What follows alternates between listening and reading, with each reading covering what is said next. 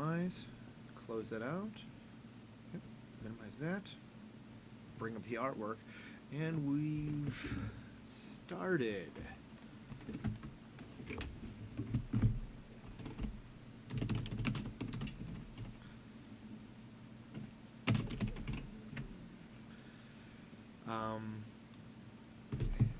As typical, I'm Ben Rodriguez, artist on the webcomic Peter's the Wolf, aka Bar One Scorpio, at petersthewolf.com.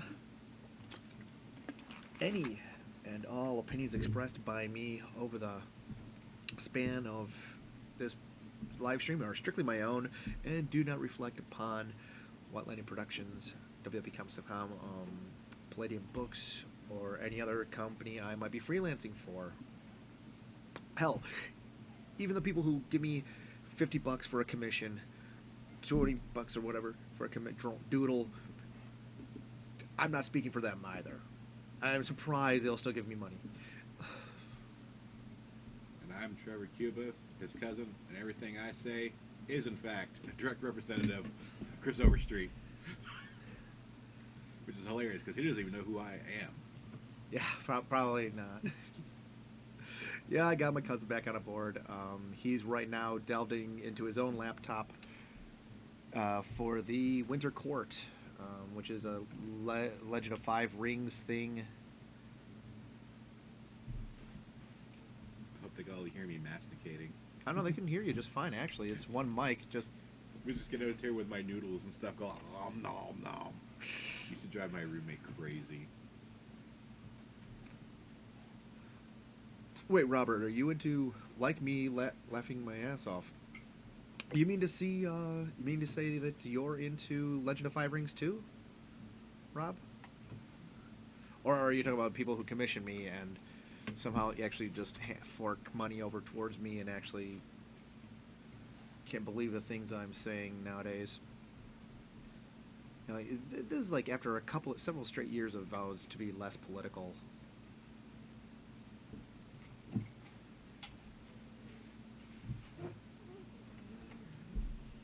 What's going on with you, Ben? No, he's a commissioner. Yeah.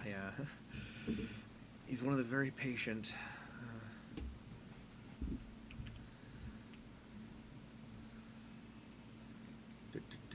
Shift over.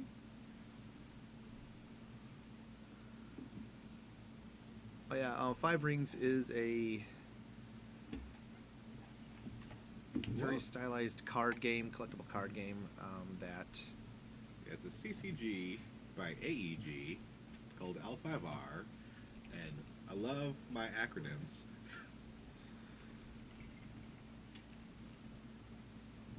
It is based on a fantasy version of feudal Japanese samurai.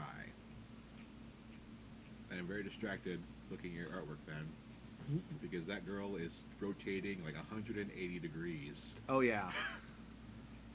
Well, and her ass is going one way and her body is going the opposite way. I don't... Oh, yeah, well, the thing is it is a static image that reflects a moving body, right? A person in motion. And that's one of the things that's one of the things that people criticize, like the Escher Girls Tumblrette. That's kind of one of the things that they never really seem to understand or glom onto of what artists try to do in a comic book. Is you are trying to both animate and craft a static image.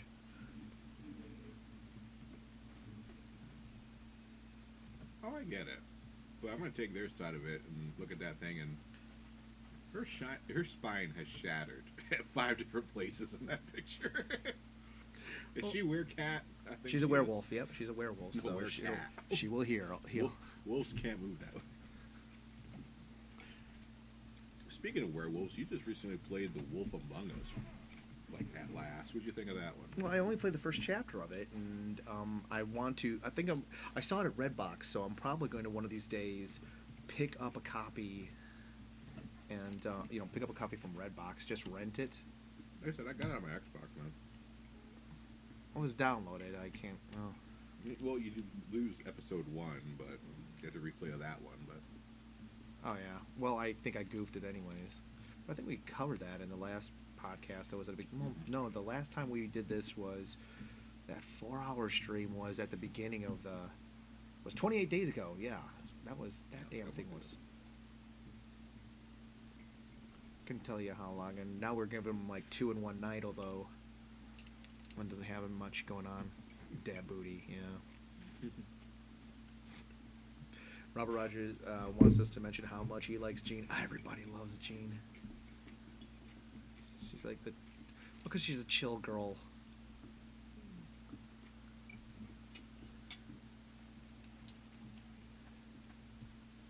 She's snarky, but she's. You should start referring to all your fans as Scott Summers. Scott Summers? Yeah, Cyclops for the X-Men. Gee! Oh God.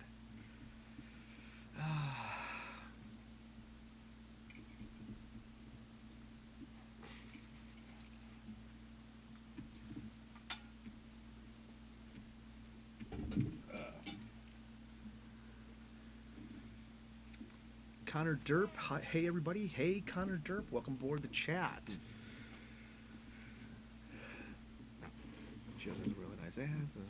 Well, yeah, I mean all the girls. I'm kind of a fan. I'm a kind of a fan of the bootay, so I create accordingly.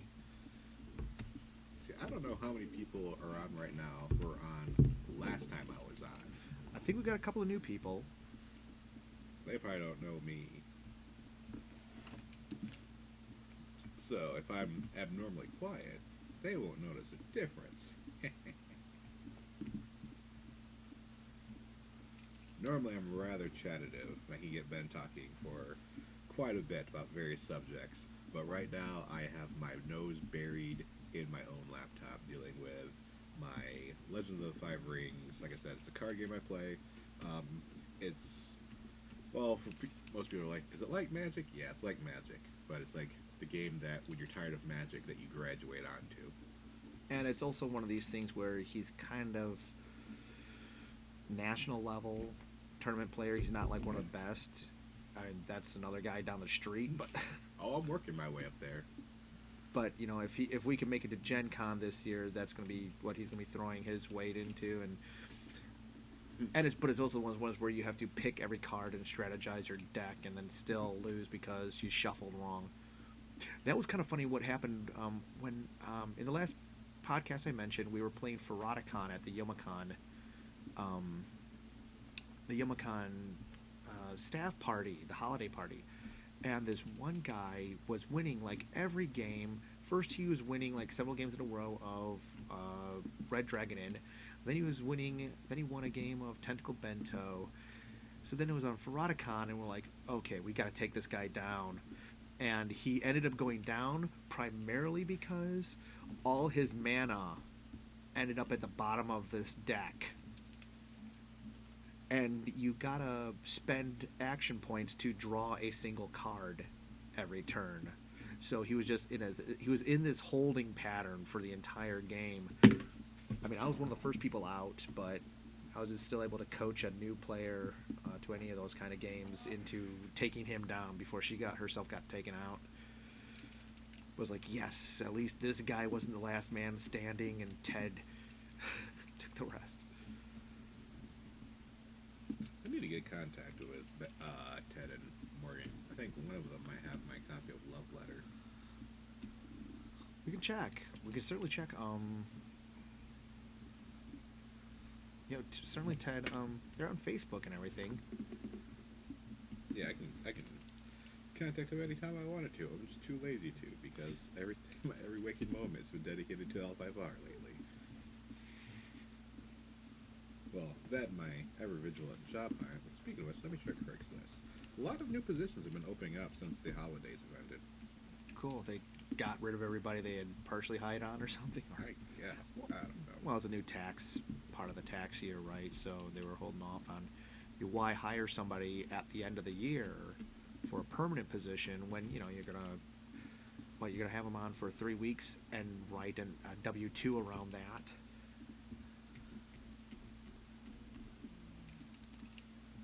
Let's see. So hopefully, you know. Web and graphic design intern, part-time. Oh, Well, I don't... Intern is code word for... We want you to do a lot of work, but for we don't free. want to pay you. Not a goddamn dime. Well, the worst is like companies like Mother Jones and, you know, Gawker, all these media companies that have been found to be, you know, most of their, you know, clickbait and shit is being written by what are essentially unpaid interns or incredibly poorly paid non-professional journalists, you know, or even down to the coding for their web pages and the shit is being done by quote unquote interns, and because they're going to claim non-profit or whatever, oh, they don't have to pay these people. So they're going to come down on, you know, oh yeah, the minimum wage should be this, you know, this should be the minimum wage, and Walmart is horrible and stuff, and yet they're not even paying people. You know, they're treating people shittier than any of these other major corporations. That's one thing I saw from Chris Rock was on Facebook from one of his stand-up routines. It was like, minimum wage, you know what that means? It means your boss is looking at your paycheck and being like, you know what? If I could pay you less, I would. That was on Roll with the New, I believe. I've got that album.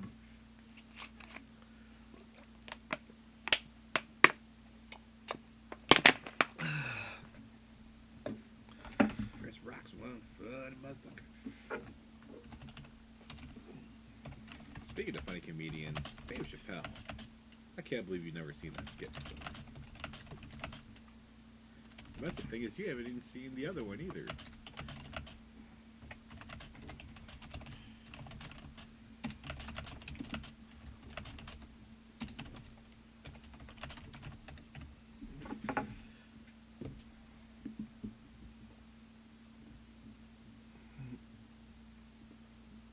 Oh yeah, the most recent page of Peter's the Wolf being that the girls are unfortunately interrupted as Sarah and Jane explore foot massages, which really wasn't where I would have thought to go. I really wanted to.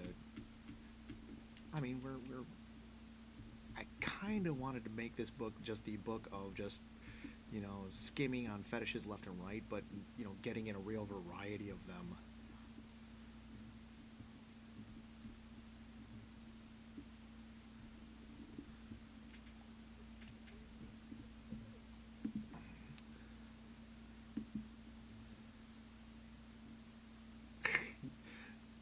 Robert, excuse me, of cock blocking, dude. We did not C block it. That was that was Chris's Overstreet script. In fact, I can hand you. We've got to start posting just the script pages so people can see in the message boards. Okay, where it started and where I ended up taking it, because This is where everything went wrong. This is where Ben went off script, or this is where Ben added some weird crap that was not in the script. Like, well, on the previous clean page, Juniper Stebbins is climbing up the side of a building, right? And Chris just writes, you know, she has a grappling hook. She's climbing up the side of the building. That could have been drawn a number of ways. I literally downloaded to my cell phone a picture of Adam West in the old Batman doing the Batman climb up the side of the wall, and drew from that for her body pose. It was kind of funny because then somebody actually recognized that pose right off the bat, and he's like, "Where's the open window gag? Who's opening the window?" You know, just like she's gonna climb up the side of the building, and all of a sudden, Lurch is gonna ring, you know. Or who are some of the other famous people from that one?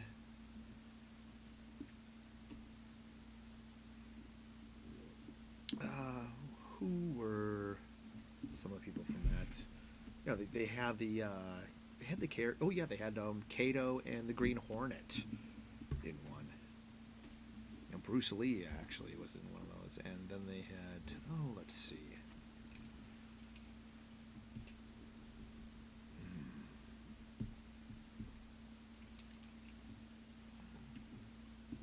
They had Hogan's Heroes. doing a gag and.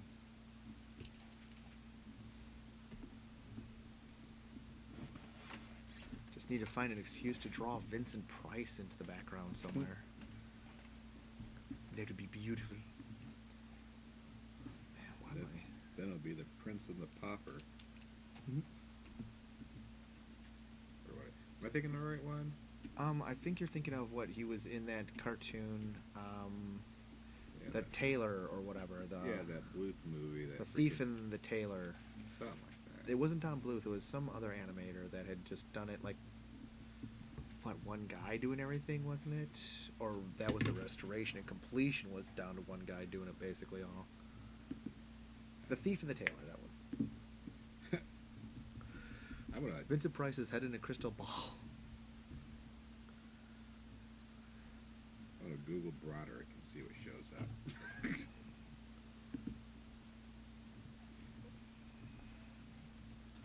Matthew Broderick. It's important to remember whenever you bring up Matthew Broderick that he's killed a man. Well, vehicular. I mean, called car accidents for a reason. I really just didn't like his version of the Music Man. Although I did like him in The Producers. And I take it that more down to the direction, you know, whoever was directing these. And I'm watching my way through the original Music Man right now, but that's a long ass. The Princess and the Cobbler.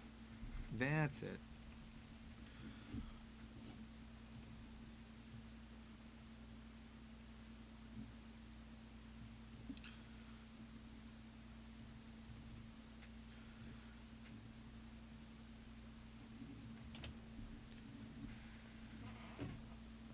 The 13 Ghosts of Scooby-Doo. Sorry, some things cannot be unseen. I have a Scooby-Doo soundtrack that has the intro to that as part of it. 13 Ghosts. Isn't that the movie with Monk in it? I'm pretty sure I've seen that movie. It never No, keeps 13 going on, Ghosts of Scooby-Doo. 13 Ghosts is the Castle Films remake of an old Frank Castle movie from the 60s. But yeah, you're right. It has Tony Shalhoub in it. It also has... Maybe it's the remake everyone talks about. Because I keep hearing people going on like, oh yeah, 13 Ghosts is a great ghost movie. I'm like, really? I thought that movie was dumb. Oh, I liked it. I thought it was really original. It just the fact that like everything had so much backstory to it. I just kept going like, oh look, it's that white guy from Taxi. Yeah, the guy from Taxi. And it's Matthew Lillard was in it. Oh, well now we know it was gold. I'm feeling a little woozy. Every time I think of Matthew Lillard, I think of I guess Scooby-Doo now, but Well, it's better than thinking of Wing Commander. Wing Commander every time you think of Matthew Lillard. That's a movie that deserves its own documentary on trying to figure out what the hell went wrong. Hollywood screws up so much stuff, which is why I'm in constant awe that Marvel is doing everything so right now. Because Hollywood is full of these people in suits who just make the dumbest decisions. I mean, and it's usually coming from a position of greed and cowardice, because when recently those hacks on Sony and all their emails got leaked, you can see the process where they have a bunch of these guys going, we all know we're making shit movies, right? It's like, yeah, but it's financially safe. And here's the thing, actually, theoretically, financially safer would be to import more movies. Why is that? Would be to just, well, yeah, because you're not paying out anything except for, you know, the subtitling, for all those Hong Kong movies and stuff, and more foreign films. And people could say, oh, you're so committed to culture now, but do you think you might? Yeah, yes, Rob. Well, we'll get that one done. The hack thing was bullshit, is what Rob's saying. And, weren't there, at least with the interview, wasn't there now an accusation that that was a false flag, that they had done that to themselves for whatever reason? What, the Korea getting their internet shut down? Yeah. No, Um, not the Koreans, but actually the Sony threats and stuff. I don't know. I haven't been following up a lot on that. I just know that Sony got their stuff leaked, which I don't even think was related to the North Korea in the interview or anything like that. Sony's had a lot of trouble with hackers for a while. This holiday season, the PlayStation 4 network went down for like a week or two, which is really bad. Um, Well, Several years ago, both of them were attacked, weren't they? The PlayStation, I think, maybe both of them were attacked. But several years ago, the Sony got hacked, and like everybody's credit card information ended up getting compromised. They have some serious enemies in the world for whatever reason. Everyone's got enemies. They're just the only ones who keep getting punked by them. Well, it's because, we've already discussed, the nature of Japanese companies, and a lot of other podcasts cover that topic too, don't they? I'm just saying, yeah, often Japanese companies are very behind the times because of the corporate mentality. So they're not less willing to innovate. There's definitely the old school thinking of the Japanese businessmen is hurting a lot of Japanese companies right now, which is, I know you don't follow video games too much anymore, but have you seen the E3, or actually not even just E3, the Nintendo Directs that they've been doing lately? Instead of going to all these stage shows, like you got E3, Tokyo Games Show, and Gamescom, and all these other ones, instead they've been, every couple months, they'll release a direct to the internet, like produced video that is basically the same thing. Yeah. Because what happens is you have a stage show and you get some people who've had like an hour of practicing the script, running through a clearly staged motion and trying to act all excited, and is prone to all kinds of failures and whatnot. Like you see it every E3 and every Tokyo Game Show every year since forever. Or you could just have this super well produced video. And the E3 one was hilarious because they had, I can't remember the names. Reggie Fils-Aimé, who's the American, the president of Nintendo America, Okay. and the Japanese president, who I should know. I'm going to say it's Iwata. I'm losing all my nerd credit right now. Yep, Satoru Iwata, who's the head of Nintendo Japan. Well, They had this video of those guys having a choreographed fist fight in anticipation of, with CG effects and everything, to promote Smash Brothers being announced. And it was awesome. If you've seen two businessmen like doing Super Saiyan level kung fu and then playing Smash Brothers, it was glorious. That's the thing. As the industry contracts, they'll probably get better at doing these things because they'll commit to just getting to the point quicker. I mean, everybody remembers the Kinect rollout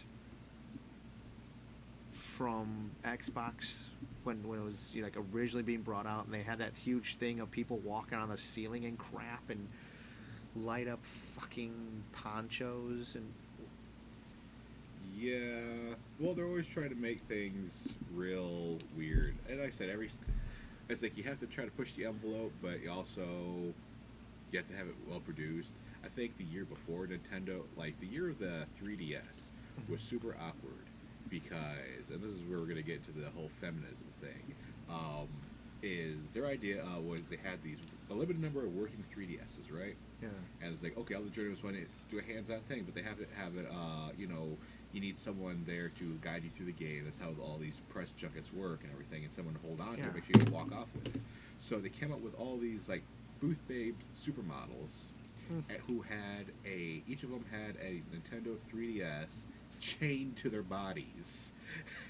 And while you're sitting there trying to demo the game, you're just basically playing this device that's chained to this woman who's just sitting there, clearly bored and uninterested.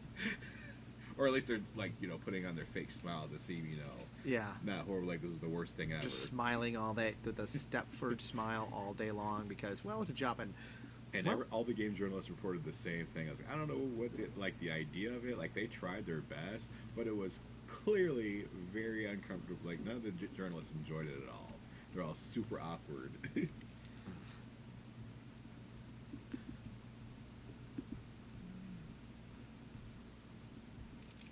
Yeah, this is. I'm currently showing him the fight between Iwata and Reggie Fils-Aimé, which is you can't do this at E3, not live on stage. well, yeah, and It goes on like that for like 2 minutes.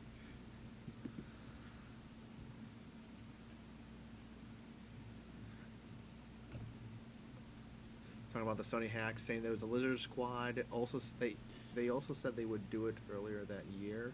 Oh shit! So you're saying that the Lizard Squad wasn't able to meet up their schedules too? Man, okay, that's all of us then. Okay, when even the hacker attack groups can't get their hacking done on the promised release date. Hey, things take time.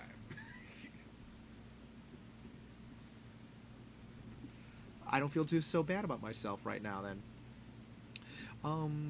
if you guys didn't listen to the last episode, I'm going to crunch the last episode. I think when I release it, to I've got to learn how to edit a speed paint together. I got to figure out how to do that to release that on YouTube. But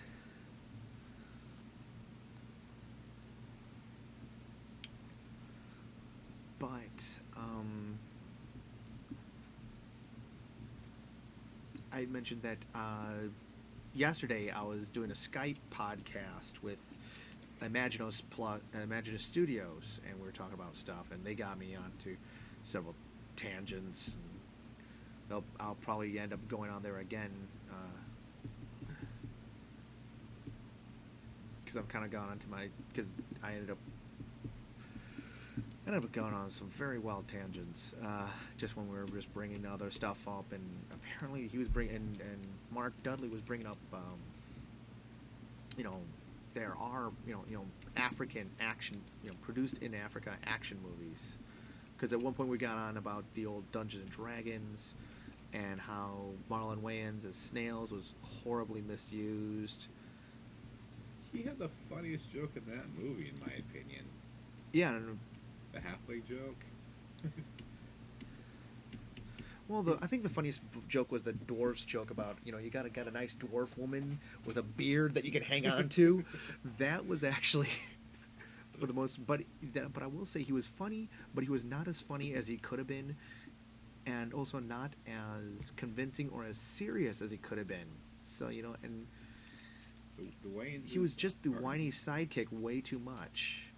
I mean, you could have given him at some point some levels of competence. The Wayneses are never as funny as when they have full artistic control over the product. And that was the conclusion we came to. This is a dynasty. A dynasty of comedians. Which is amazing, too, about that family. You gotta crack 3 jokes to get your breakfast in that house.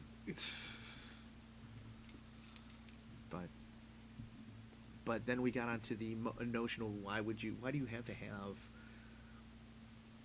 just that one black guy in the fantasy movie randomly anyways, especially if you're going to then, which I kind of was annoying about the character of Snails, was he was, as much as the D&D movie was ripping off Star Wars The Phantom Menace, he was meant to be, I think, the Jar Jar Binks, which annoyed me, which really got on my nerves and made me as much of a racist, sexist a-hole as I am, when you make me uncomfortable, when I'm saying, hey, this, to a certain lens, seems pretty racist, then you've gone way too far, okay? That's when I... You cannot cast yourself in a great light right now and stuff. When you make me think that you're racist, you might have some serious problems. That's problem, yes. But we were mentioning, because so I was thinking of, why don't we have more, like African American lead. You know, there's plenty of guys who actors, black actors who work buff out, you know, pump iron, and then usually they only get the thug roles and stuff. But you know, how about as the sword wielding barbarian at some point in the loincloth and the oiled up muscles? And Mark Dudley was mentioning that, oh yeah, they actually do have like fantasy movies of all sorts, black centric, you know, coming out of different parts of Africa in their film industry. So I'm going to have to go and borrow some DVDs off this guy. They're like much like we were just talking about how Hollywood will like destroy a movie. Actually, this goes back into it and stuff because Hollywood operates on a long list of unwritten rules and just no quote unquote known things, and you need your movie to be a certain. And you know what? Actually, I'm going to take that back because they actually do a lot of data testing, market testing, and as open-minded as many individuals say they are, it's kind of surprising how in a vast, like, you know, all across the Western market, how people are only open-minded to a certain degree. It's like, well, I see a movie with a black lead in it. Yes, but you know what? I would, if you ask mostly white people, they would say, you know, I'd really like to see more of a white person in that role. And these are the things that come out of focus testing. That bounces right back to things like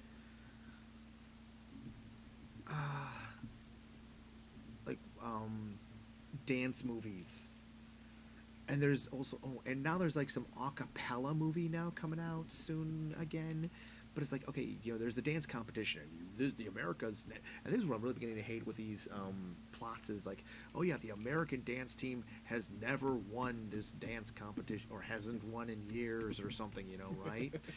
And so well, you gotta. I would pause you right there and stuff. It's kind of hilarious that America, you know, Oh God. you know, arguably the quote unquote greatest nation in the world, frequently needs to insert itself as the underdog.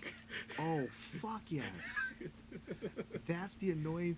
It's so annoying. All these step up movies, and like, so you have all these dance movies, It's right? like, Where we there's went dance to this competitions of foreign people dancing in nation the street. and they've never heard. These people never heard of the greatness of America? It's like we went to Japan for the samurai contest. Did they not know that these young ragtag group in California, were the greatest samurai of all time? Yeah. Oh yeah. Yasuke. That'd be an awesome movie. Remember, Tom Cruise. Watch out. It's the last samurai. Watch out, man. It's late night. I'm gonna.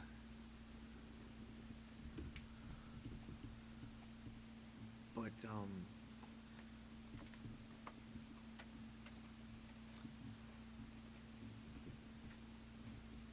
yeah, we're gonna have to like the door. Yeah, we're gonna have to be a bit more quiet as we. Yeah. That. Quiet.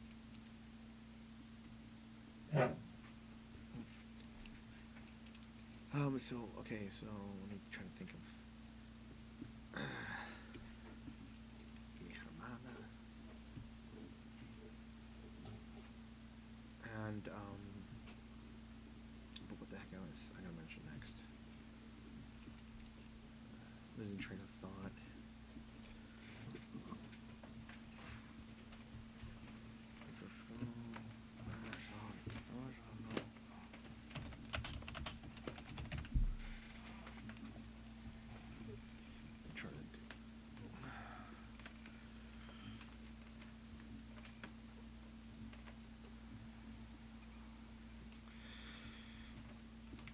Oh yeah, so it's on the short list for things. He-Man, the Masters Universe movie. Well, as long as they don't make the same huge mistake that they made with the original, which was to take it from the fantasy world into, what was it, LA or New York, or what they ever always fucking do, is, oh, let's go to the Earth, let's take the Smurfs to Earth. Even that was a reason why I could not stand that Smurfs movie.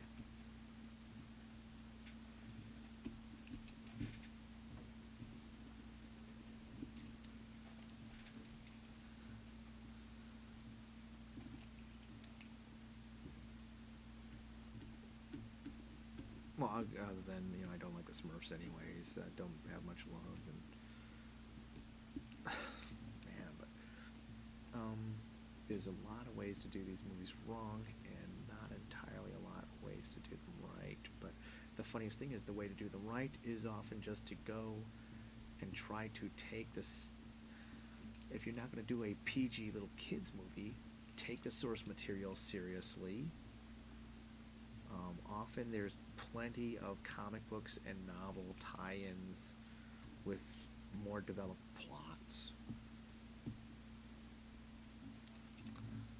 But then again, also here's the thing I'm tired of: protagonists that fight for freedom.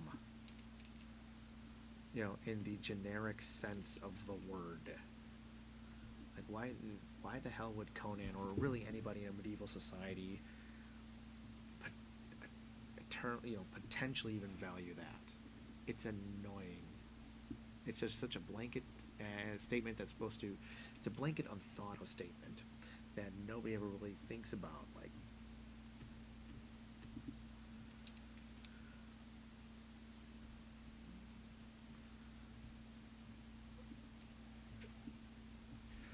but we were talking about dance movies. It's always I'll wait till Trevor gets back from upstairs.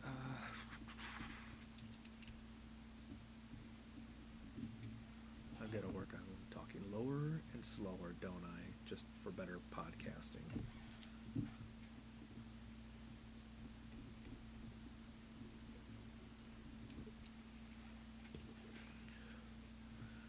I can't remember were there any black people in Stay Alive. I remember the blonde girl lived while the tough brunette died, and I hated that. Oh yeah, the Vasquez, the tougher girl, always dies too. But yeah, the skinny little blonde, the little blonde girl always. Typically, I mean, there are a lot of. Honestly, there are so many horror movies that come out. There are major subversions to each one. Actually, I can't remember what the hell. Stay Alive was the one that was supposed to be, kind of based on a fake video game, right?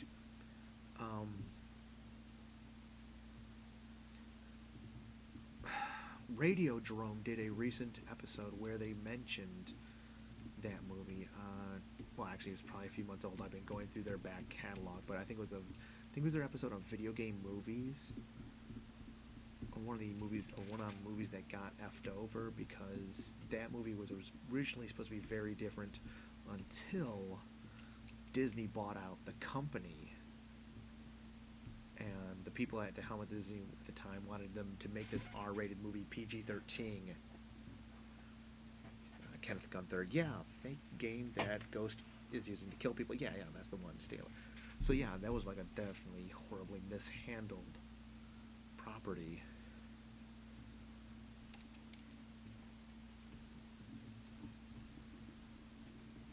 That's kind of what they do with the DVD. Was one of those things where it's the director's cut and he wants to go, and the director wanted to try and restore as much as he could before putting it on DVD. Of course, that's also when they started the deliberate censor a horror movie to PG-13 for theatrical release, then reintroduce all the edited out R-rated violence for a special edition director's cut, quote unquote, DVD release. So now you'll get more DVD sales because we're promising things that you can't buy.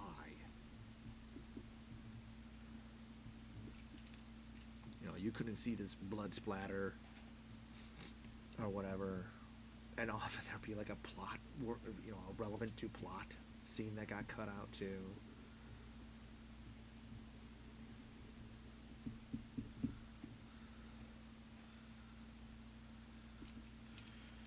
Part of it is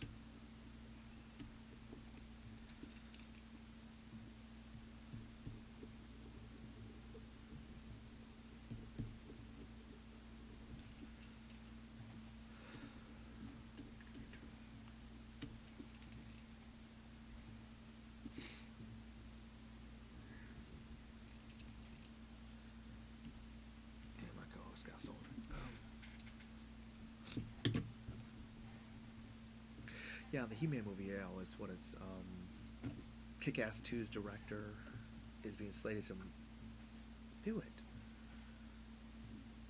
But I'm more of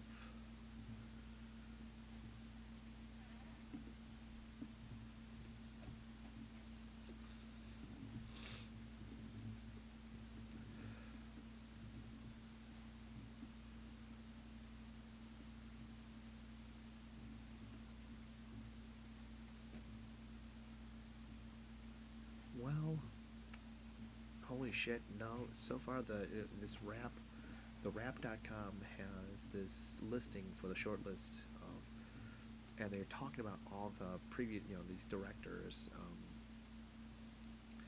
Swart makes the most sense for the gig as he directed Sony. Okay, this is what gives me automatic mistrust of this attempt because it's Sony, and Sony still has no fucking idea what they're doing. And they're talking about the director is the same director.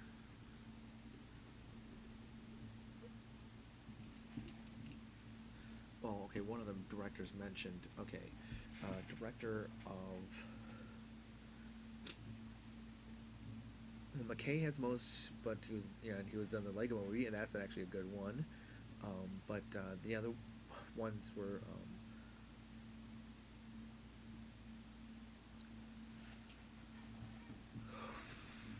Man, these look like.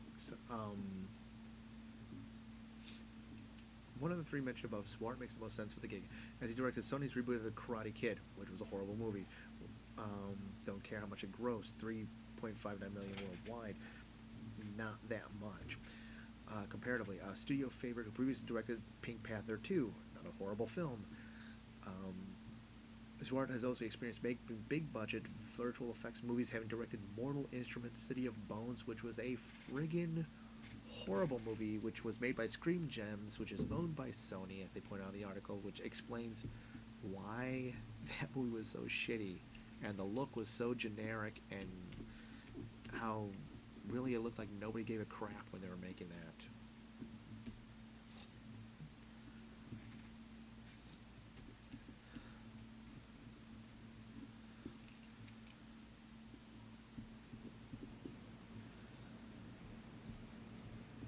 It's the 2010s, and everybody in the movie looked like they were wearing clothing from a Hot Topic in the 90s.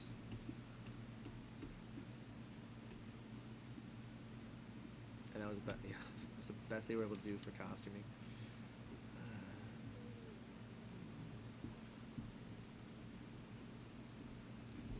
Wearing clothings. Why am I adding these for the things?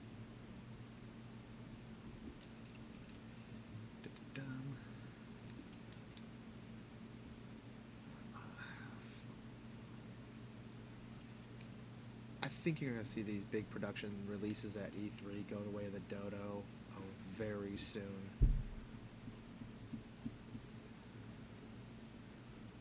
Just because the splash in the media, it doesn't even have the. I mean, it's not like you're getting into that much into the general news anymore.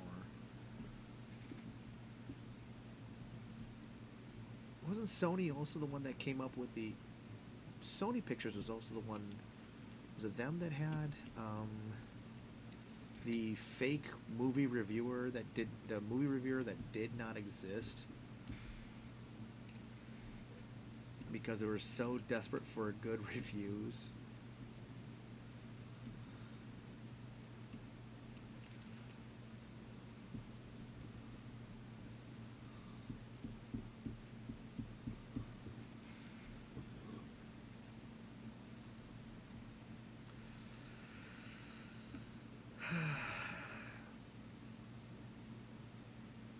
I didn't see The Croods, but then again, that was another animated film that did not look good.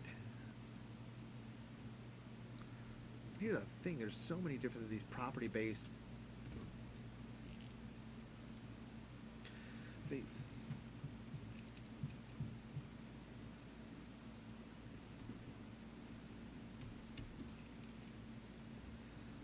There's a ton of there's a few every year animated films that come out and are great, but even Pixar's slipping on that. That this new Pixar film really doesn't have my attention at all. It really looks like I'm not going to give a fuck about this film because it's so cliched right at the get go. It's so freaking cliched.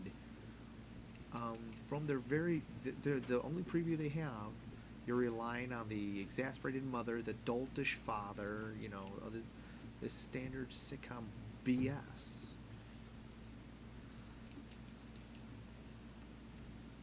And it's based on the same premise as Herman's Head. Get a bunch of comedians to be the different aspects of the protagonist's mind.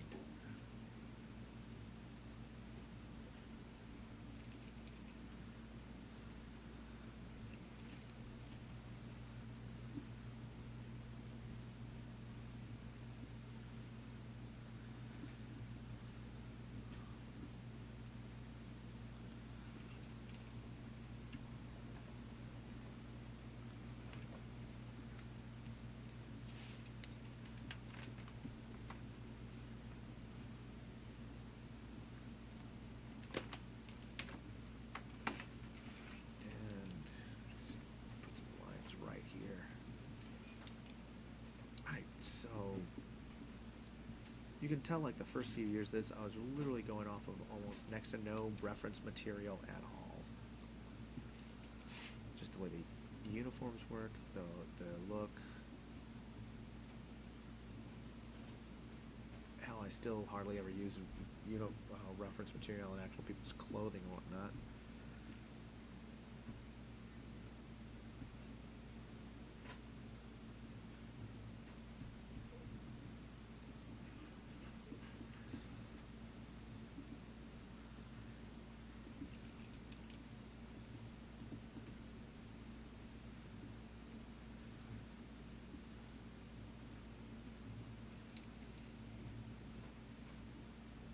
I personally used to thought things like some of the things on the Escher Girls Tumblr was, it started off okay, pretty funny, but then they really ended up just kind of fucking themselves to death.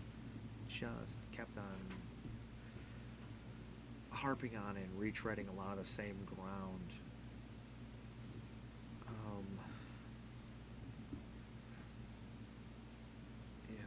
Because they started just going for the main stereotypical targets, Liefeld and the like.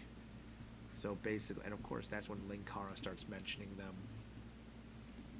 Of course his show is kind of shit now too, or has been for a while. I'm not sure what.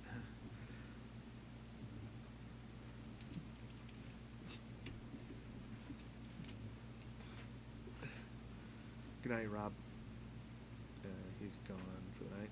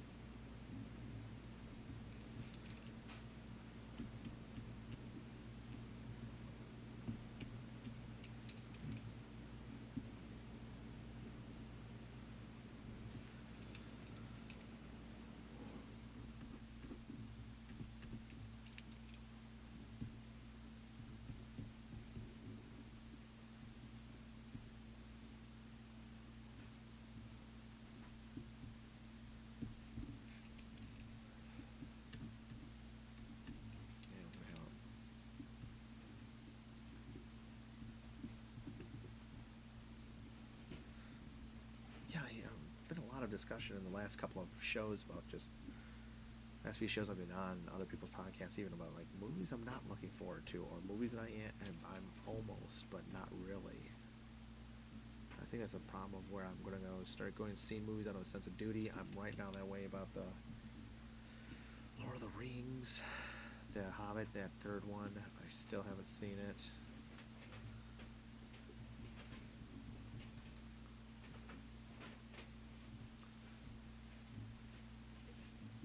I think the special effects have just gotten so easy, they're no longer special.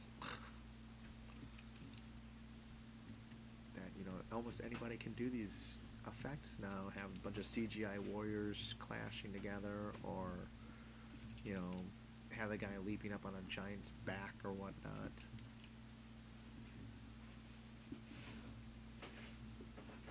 Gotta be why I liked Riddick so damned much. And the more practical effects that we see in movies.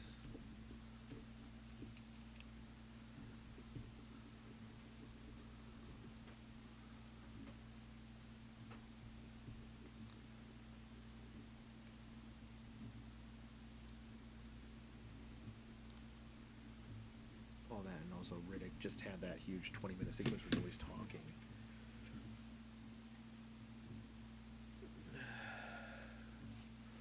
Tim G250 says, it's worth going to go see. One voice will jump right out at you. Did they secretly get Ralph Bakshi to do a...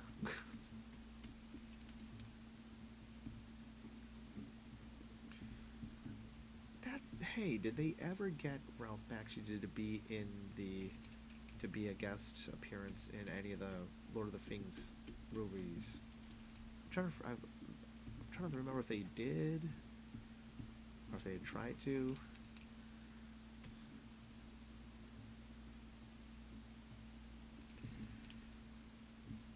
Like a cameo. Darn it.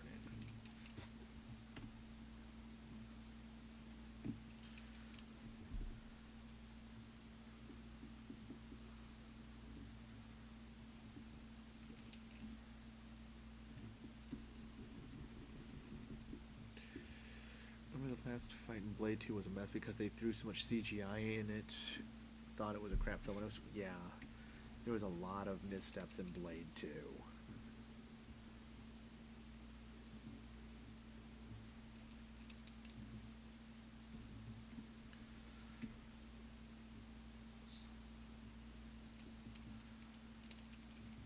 I still haven't seen. I've got, I think, Blade Trinity somewhere on a cheap DVD, but I haven't popped that one in yet.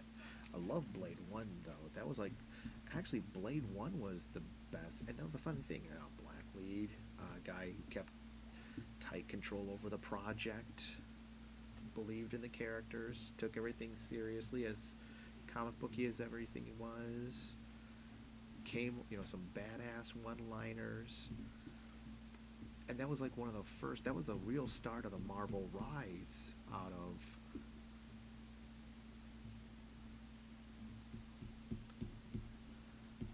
we can't make movies out of these at all, to it was actually Blade that had people saying, oh wait, we can make a serious buck off these, and we can make a serious kind of a serious cool action flick based off of these characters. And a lot of it's been, and before Disney, a lot of it was hit and miss, though. I think everybody else is still playing that game.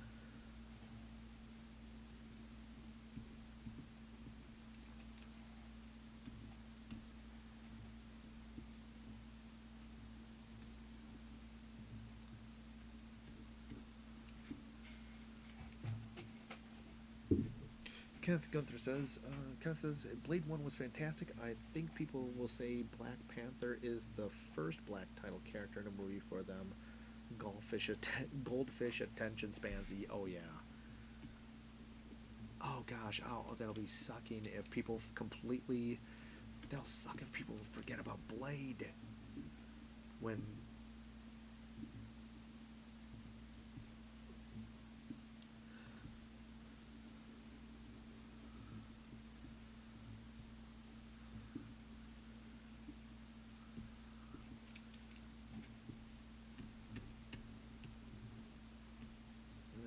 start forgetting about Snipes,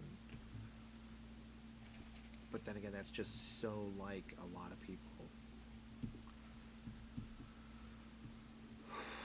Well, I'm done. It looks like the Byzantium artwork is all wrapped up.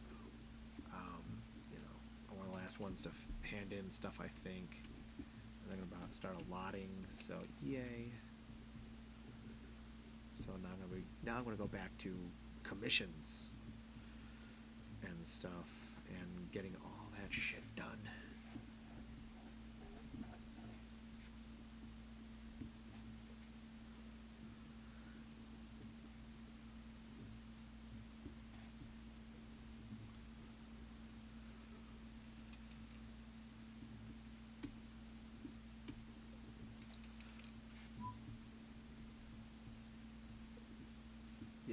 list.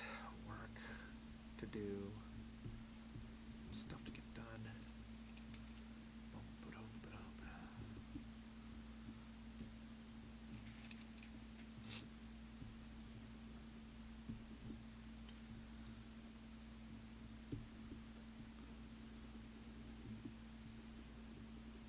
Everybody's got to make a return in this series. Just so I can redraw some of these characters.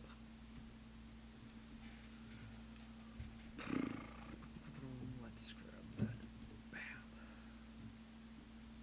Okay, I already redid line. I think I've done all the lines, redone them.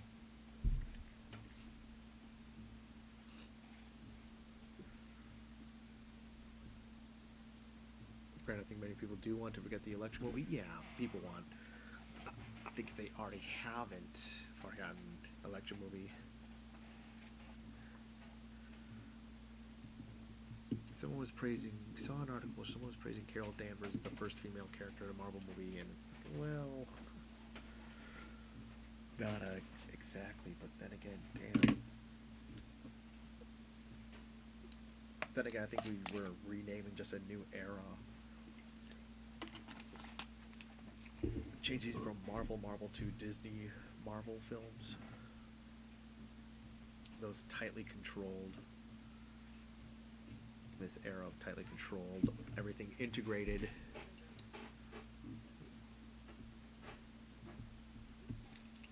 Nico, my cousin, returns.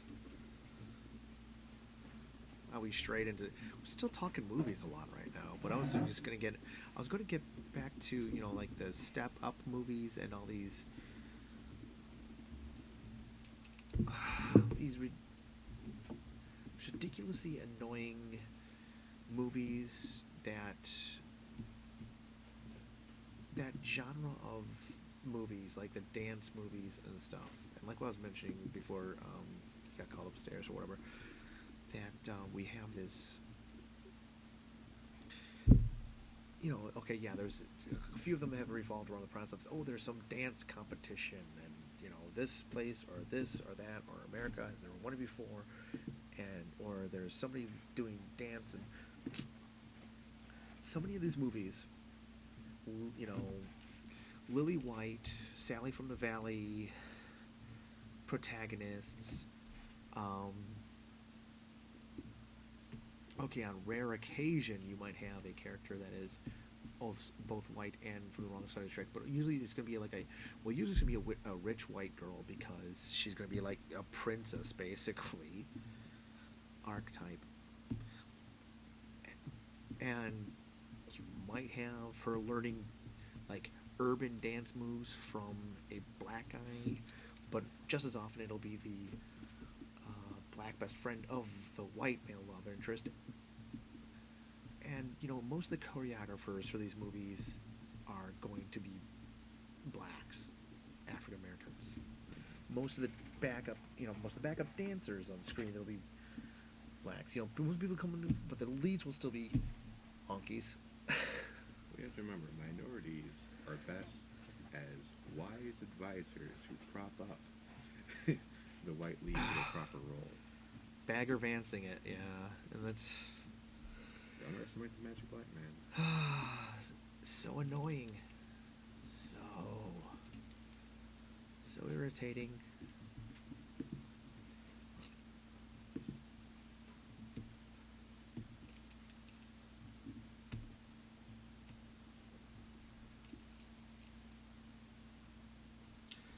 Then again, just that whole genre of movies is so annoying. I'm also irritating, and even though this is, you know, so race isn't even a thing on the who's starring in these movies often, but every year, or almost every year, every other year, there's a football movie, a basketball movie, a baseball movie, like right at the beginning of the season, so everybody gets ramped up for the sports season. They'll have some, and sometimes there'll be white protagonists, but they keep on going back to the integration era. They keep on reminding that and it'll be a mainly black cast. And I was like, oh my god, at least these young guys are getting a check. I think Drumline was one of the few actual movies that had a mostly black lead cast, right? think I saw it. Such a relatively nerdy subject matter when you think about it, because they're all in what, marching band basically.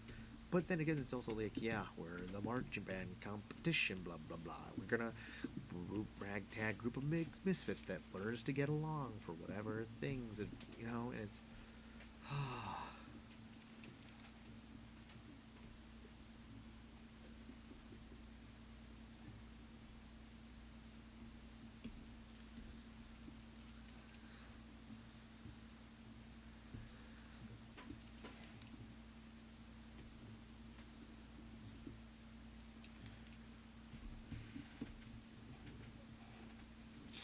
Kimosabe just in the chat room with outright blasphemy, saying the Blade movies sucked because Blade in general is barely better than Spawn.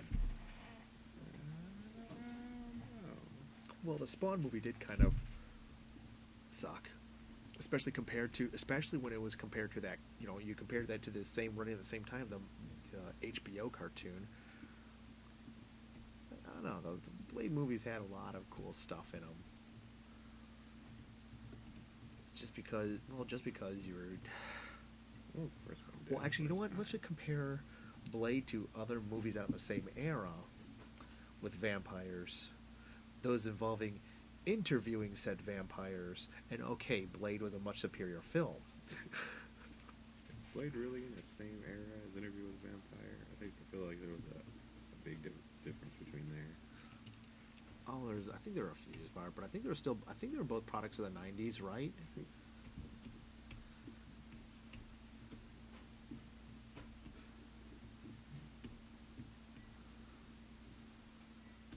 Or John Carpenter's Vampires, which a lot of people had problems with.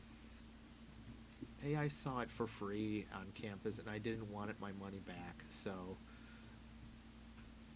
And there were movies that I did have that reaction to. I saw this movie for free and I want my money back. Pay It Forward was a major one that really irritated me. You're like, oh, that's such a feel-good little movie and blah, blah, blah. And it's like, yeah, it's very socialist, in my opinion. But not only that, but it's so socialist, it is the child, once he's performed his duty for the state, is disposable and killed off. And I'm thinking that, that's kind of what I saw in that flick. It just rubbed me so the wrong way that this boy is basically disposable by the end of the flick.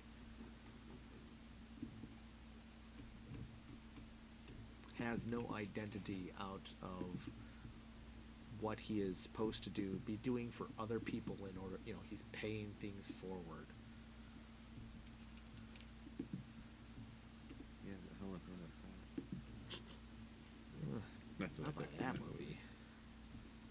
I know we had this weird thing for a long time. Unless that bit did like 10 years ago. I don't know how much he's held up.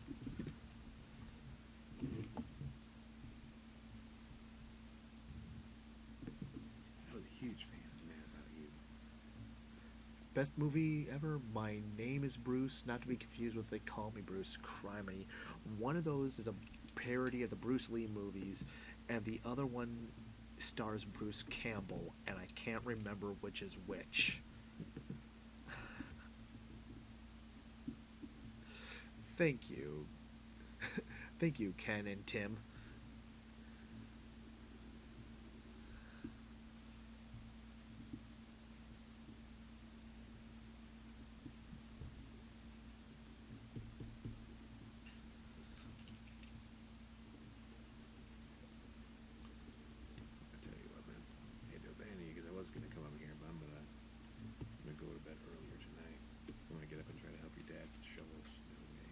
Oh, okay. Yeah, I'm gonna kill this about 2 a.m. I think, if not 1:30 or yeah. So I'm gonna listen to some headphones and try to lull myself into sleep. Well, listening to your headphones with a screen glaring in your eyes probably won't help. Trust me, it works better than you think. So anyway, I will see you guys later. Okay. On the Angry Joe Show. God. Try some of the Razor Fist reviews.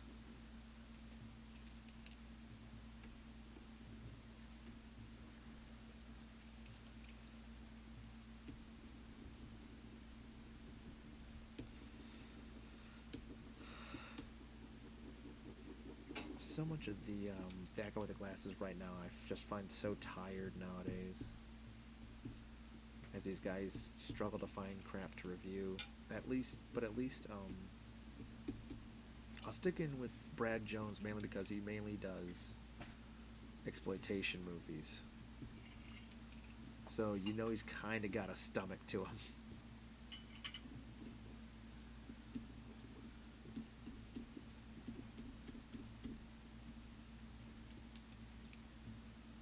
And the Phaelus bootleg toys are something that almost everybody's doing cheesy movie reviews, right? Almost everybody goes, hey, here's some old movie from the 70s or 80s or blah, blah, blah, doesn't it suck? Or here's a movie right now, doesn't it suck? Shit, that's kind of what I'm doing right now. Or at least we're just scrolling down genre of film. And that's because if anything in the news rustled my jimmies of recent, it's like weeks ago and I can barely remember it anymore.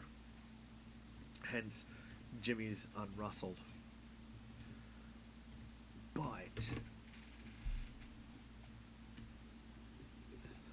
you got so many guys monetizing. Oh.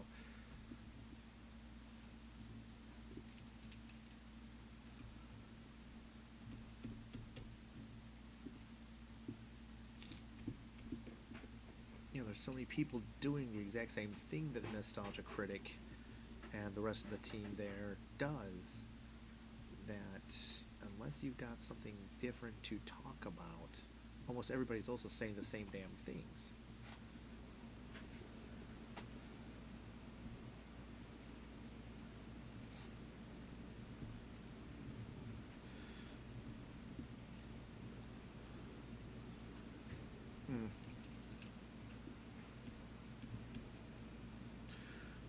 Of course, here's something else.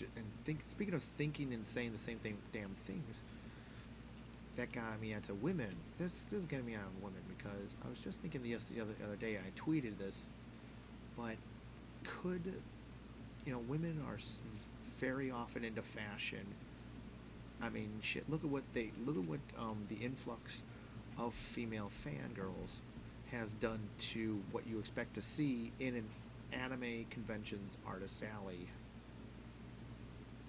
How many things are like just custom clothing stuff, not even entirely cosplay anymore, so much just like different hats or spirit animal hats or the Paw Star booths and stuff.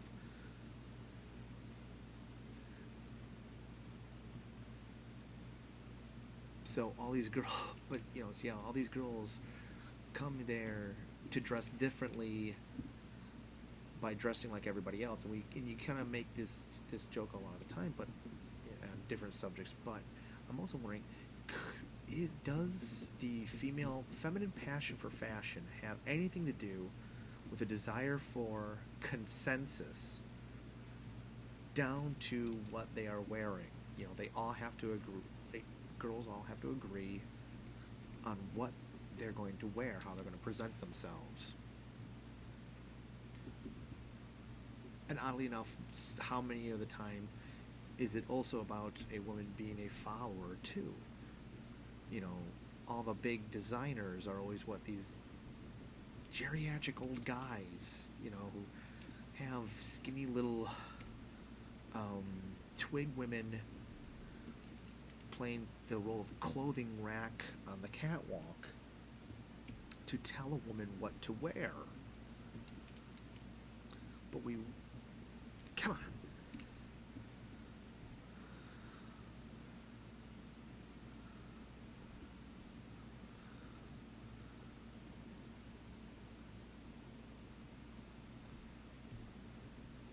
And on the flip side of that coin, most men have no idea what they're wearing at any other time, any given time, let alone coordinating according to, you know, the most forward fashion, right? A lot of us just throw on whatever we have. There was a certain visual appeal or a personal appeal. That's why guys go around in t-shirts of, you know, whatever comic book or thing they like. You know, it's a common joke that men don't know how to dress themselves, but that's also because men don't know how to dress themselves because we're very independent. Yeah, we don't know how to dress ourselves because we don't refuse to be told how to.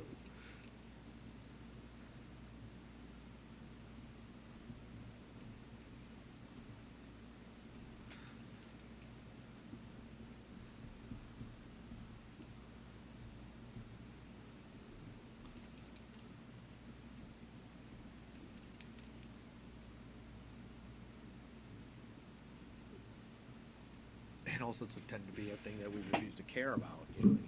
You can see, I mean, just any convention, comic book, anime, what have you, and you can just make fun of what a fashion disaster we collectively are on the convention floor.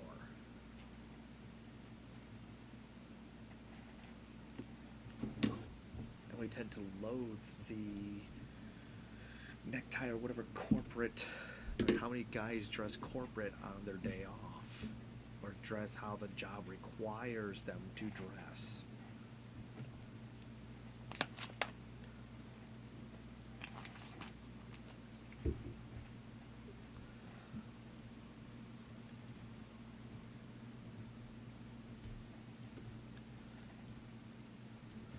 About the most expense that most guys will, most extravagant most guys will get into fashion will be often a watch, a timepiece, you know, that they don't even need in the age of the cell phone nowadays, just to prove just to illustrate exactly how much money they have and how much money they can just waste.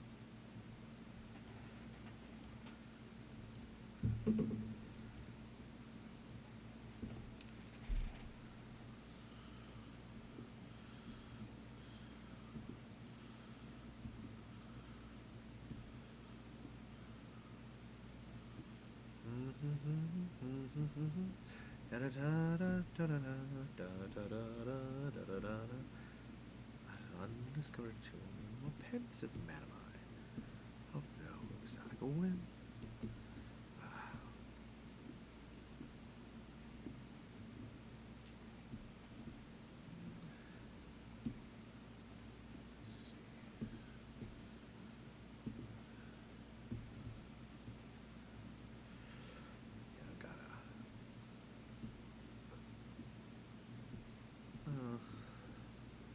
Exactly Nietzsche, but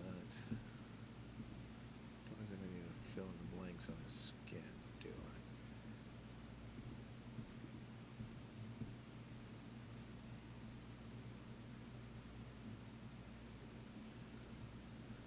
Well, actually he does. She's gonna go ahead and do his teeth, shade him shortly.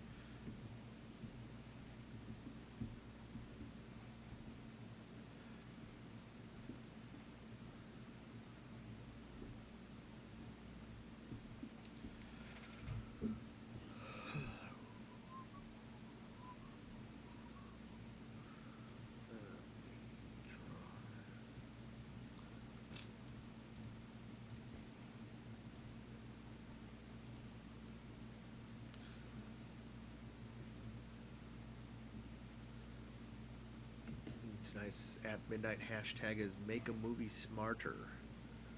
When binary met Sally. The fifth element is boron. Okay. Let's see. Zooming out.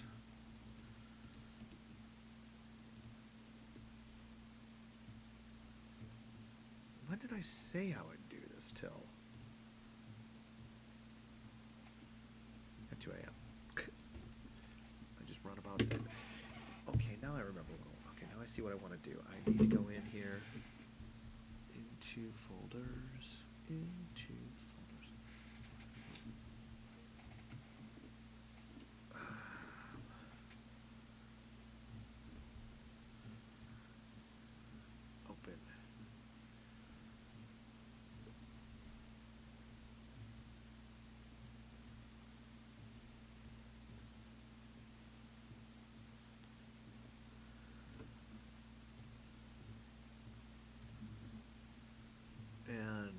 here. Yeah, let's hold these up side by side.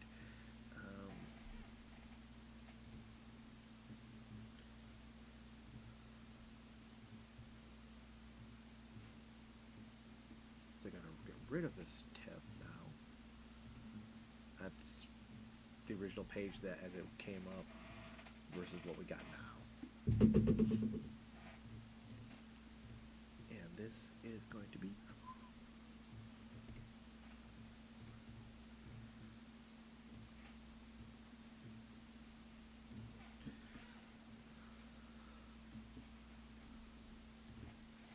no, not maybe not this one.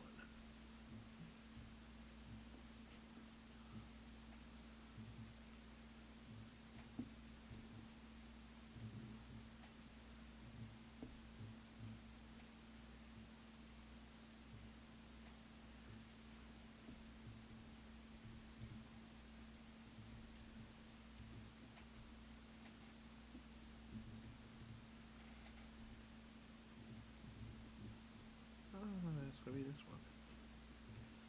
Just want to borrow some line items.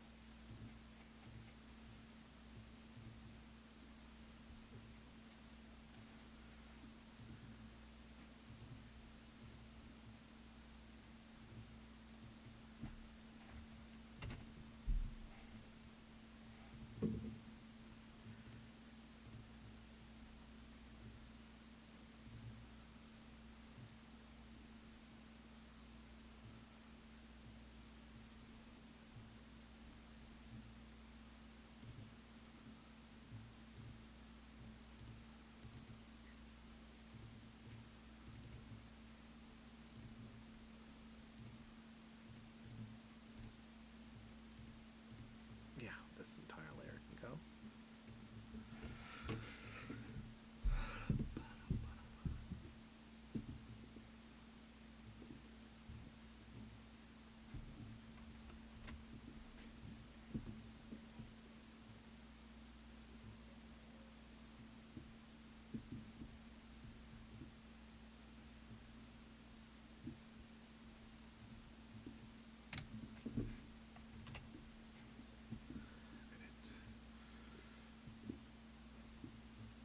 Skew.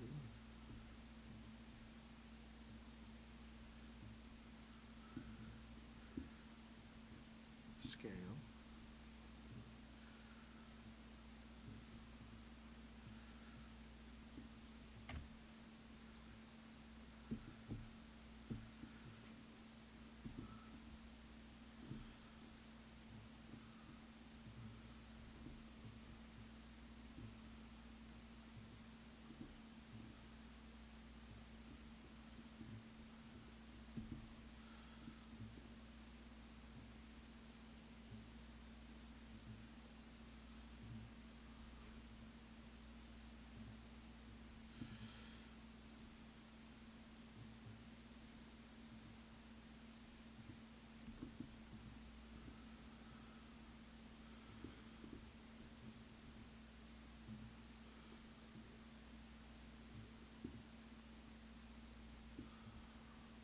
As we, oh man, we really should stop this heavy breathing and actually say something.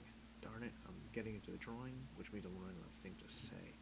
Other than plugging, I think it's with the Honeycomb, Mark C. Dudley's podcast that I appeared in from Imagino Studios.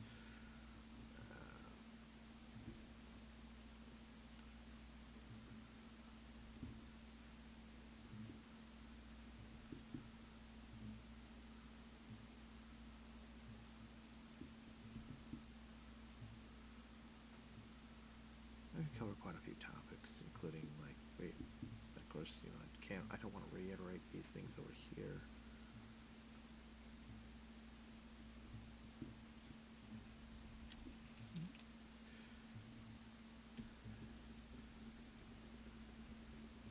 Because they got me to be controversial, let's just say.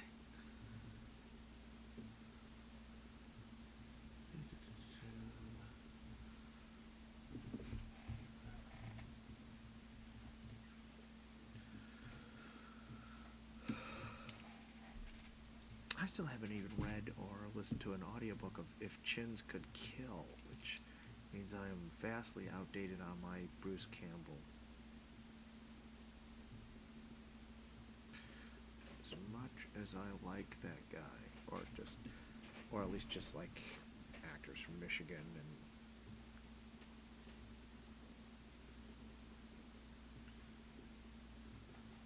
and kind of shows you that loyalty.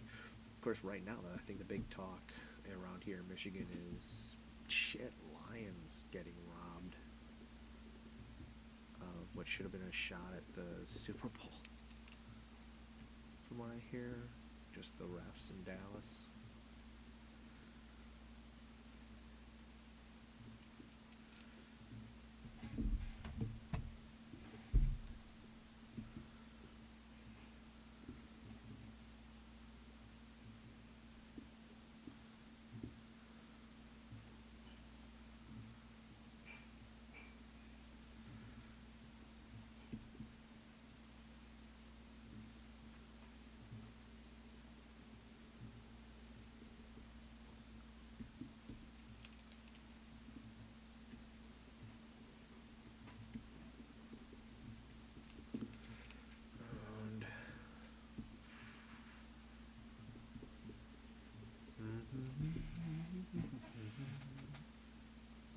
Really need to. I bet you if I learned to talk slower and lower, we would fill out a 2-hour podcast or some such, because if I get excitable and start talking fast, damn it, we run through material in the first, all the material runs through in the first hour.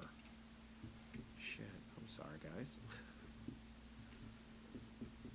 That is if anybody's actually listening to me. You guys are not just,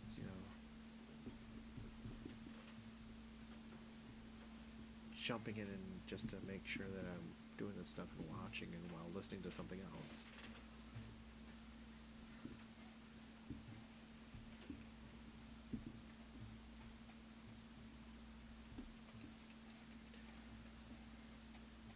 The Lions Cowboy King was more scripted than a WWE fight. Nice one, Ken.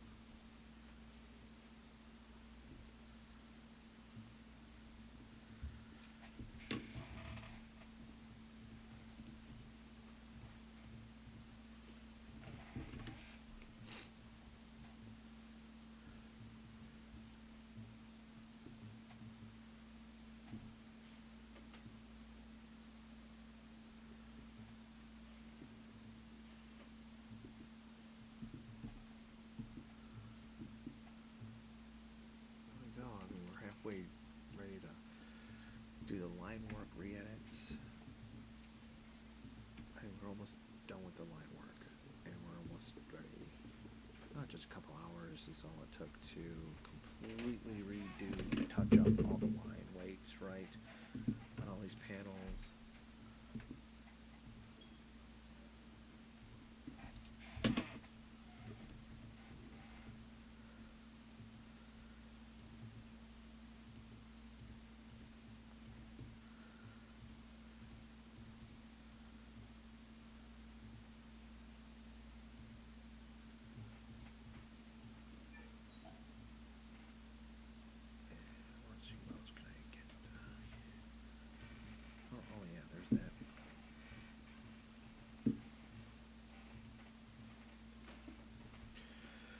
These are different variations on the text.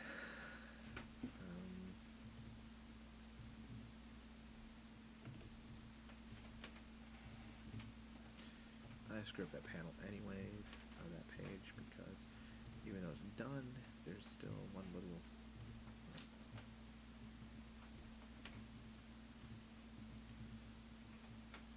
Open receipt. Open. Let's see.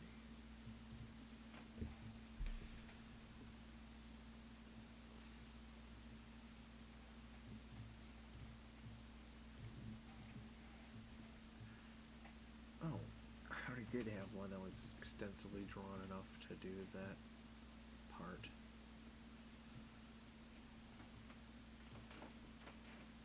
Dumbass.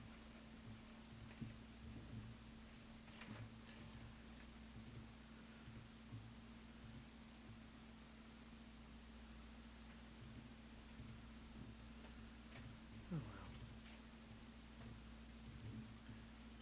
Knew I had that.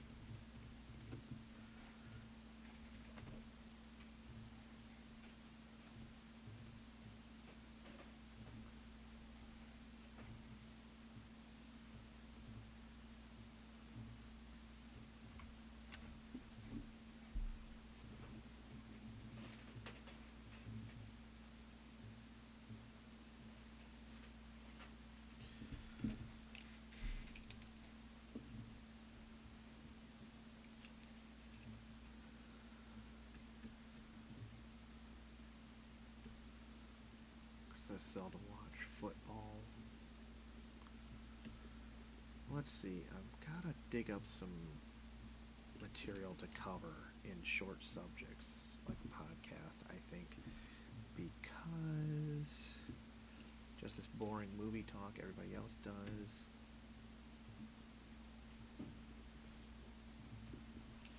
I'll write up some stuff because I wanted also, because I definitely want to do, because I think I'm going to have at least one every other day for the next week. Just a couple hours after midnight from like 1 a.m. to 3 a.m. if anybody wants to join me then.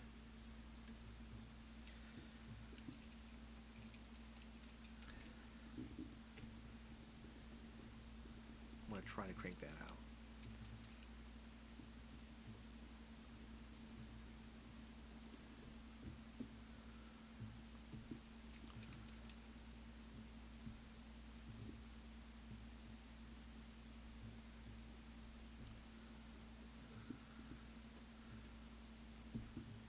Hey, look at this. This big old section of black here is not his hair now. It's a shadow. Bam. Oh, so good at this.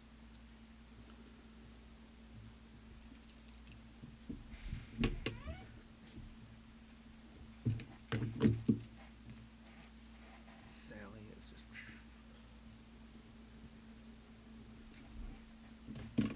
backgrounds of this page and everything now. You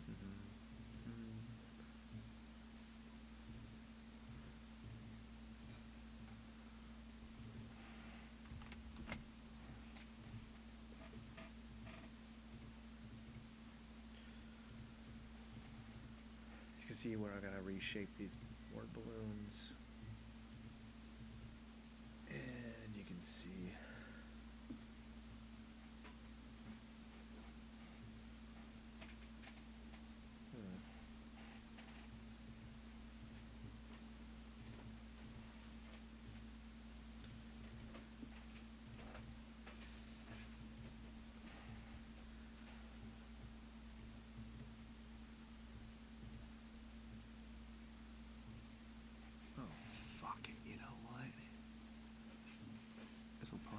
just lead people screaming.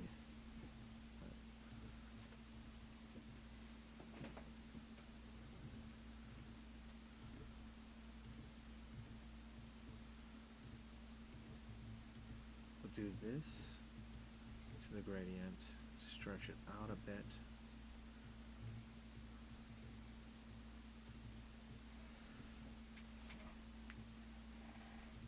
Adjust it so it's white to transparency. Or you know what? It probably should be this from right here.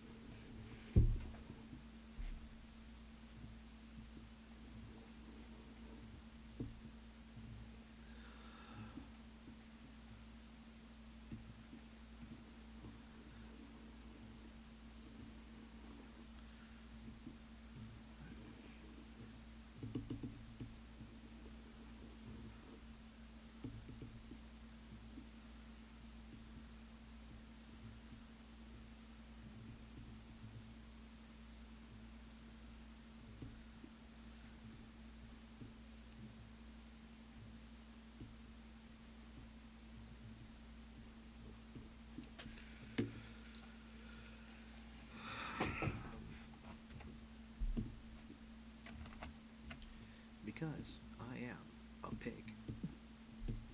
Dun, dun, dun.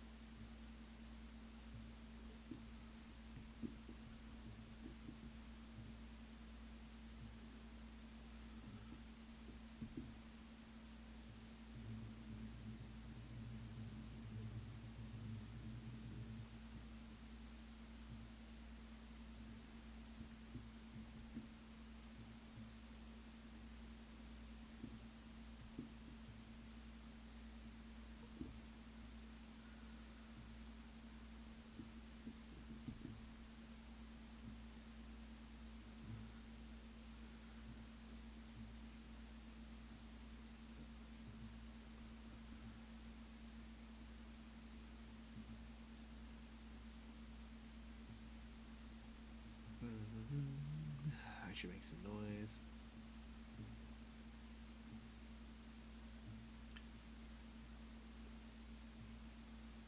Maybe check my Twitter or something, and maybe something on that'll get me kick-started.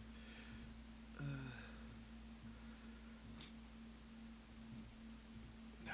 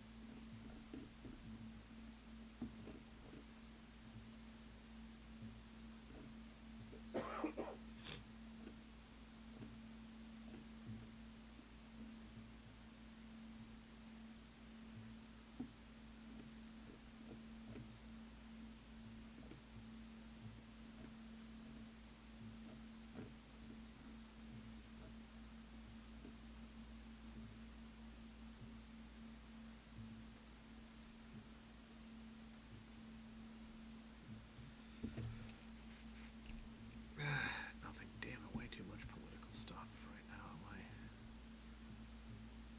Thanks, Islamists. You left us with me with nothing but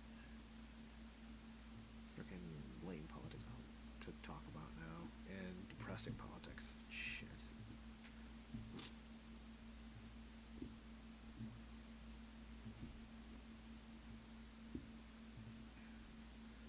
Je suis Charlie. Charlie?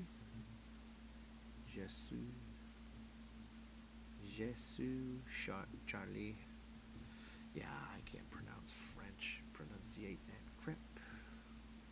American.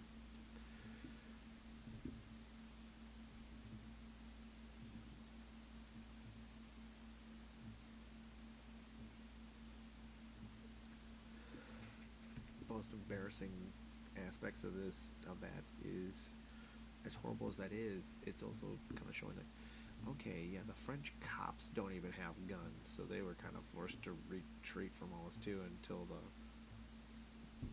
the actual anti-terrorism units got there. That really did not help. And then of course because there's no spot to scrape the bottom of the barrel low enough, I guess I'm trying to say here, at the very least, the Communism Kills Tumblr and Facebook page has been pulling up examples of screen capping SJWs who are literally saying, France, this is what you get for being racist in your comedy. Holy shit. Yeah. I mean, just among the trolls, the pose, and just people that are that far gone.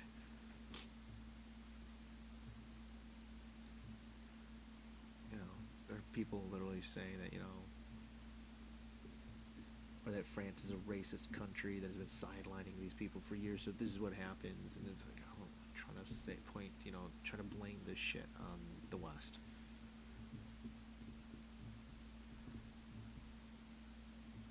Like I've been saying, like I said in the last podcast, I think I gotta come up with something for Everybody Draw Muhammad Day this year. I mean, I did draw something years ago, and I never posted it. And it's like a very... I've been overdue to do this stuff. To play with my life while trolling.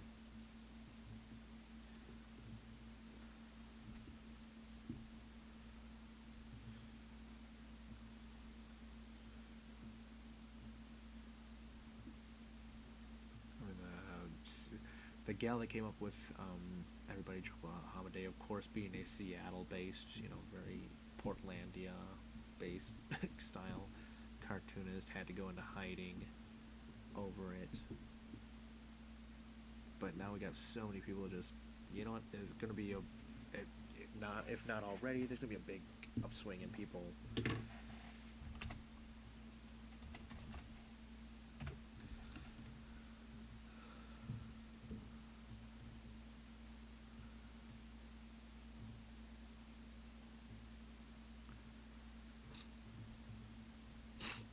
Making cartoons and caricatures deliberately of Muhammad just to mess with these guys.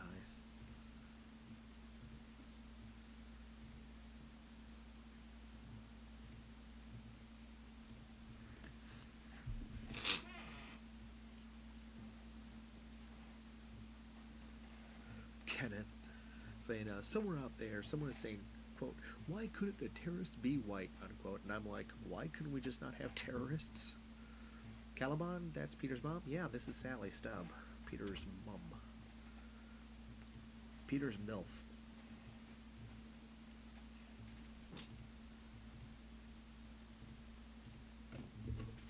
Thanks for getting me back on something.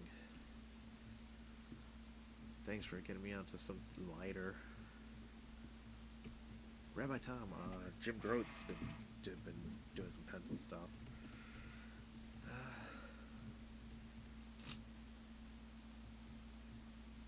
And he's, of course, extremely right-wing himself. And saw the coffee pot. Kelvin recognizing it, Sally by the coffee pot. Oh, yes, the coffee pot of doom. And she and her husband danced the masochism tango. Bam. Speaking of...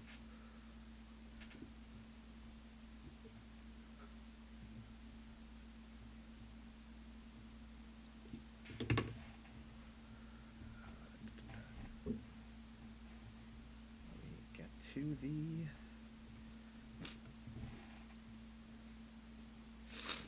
wood grain I was using. Hold on.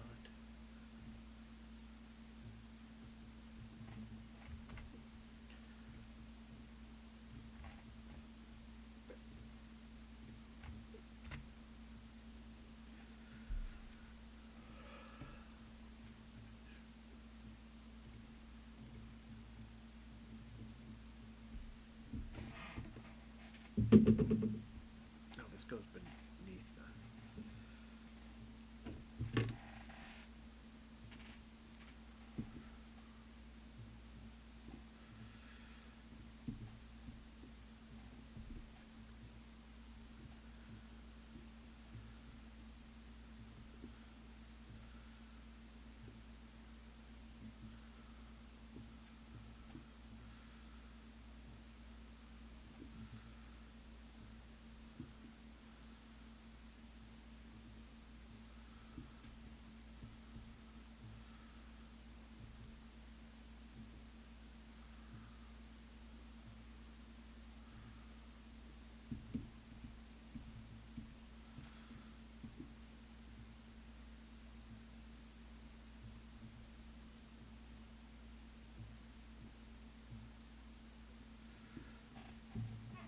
No,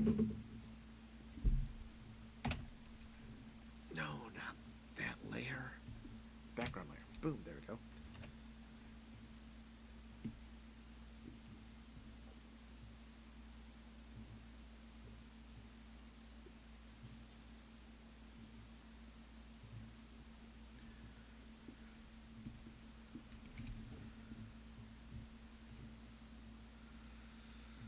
This is a retouch of page 192, if you remember, in book 2, Caliban. I'm currently, Caliban asked me if this is a new page or a retouch of an older one, and yeah, I'm going back into book 2, chapter 4. We're finally making more progress.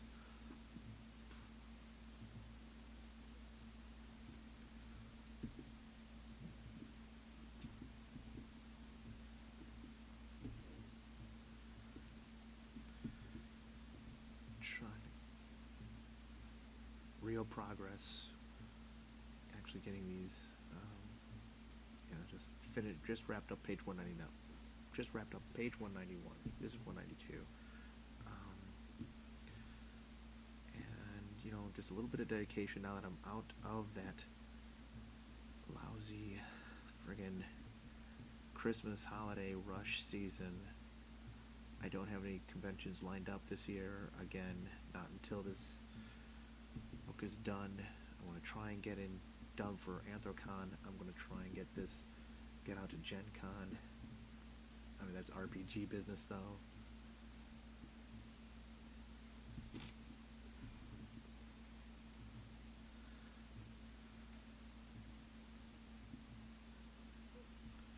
I'm so slow to get shit done, and it's embarrassing. It makes me feel like shit right now, but there's like a couple of huge projects I just want to wrap first before everything else. Plates, layer, let's not forget Walt's shirt.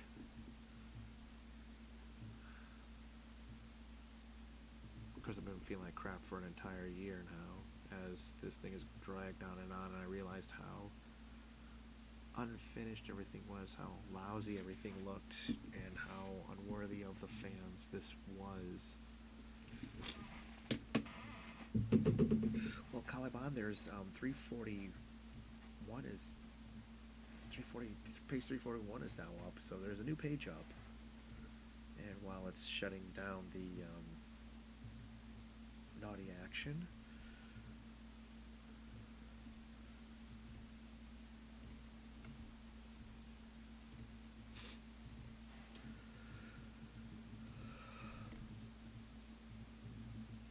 here's the both issues.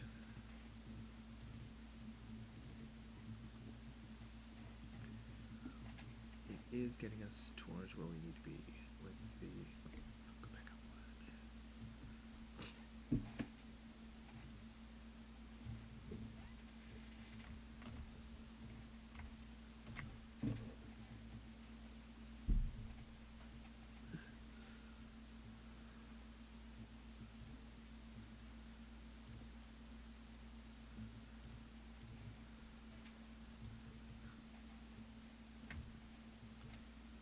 Man, this is a huge drawing for a tiny little crap.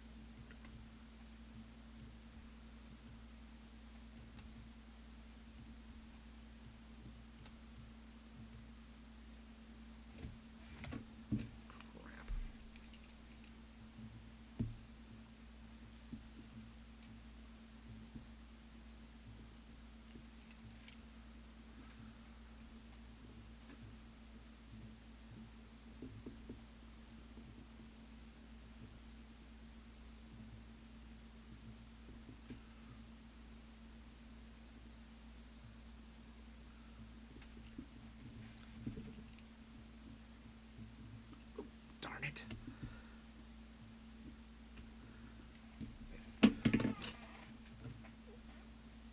Right and improper. Scale.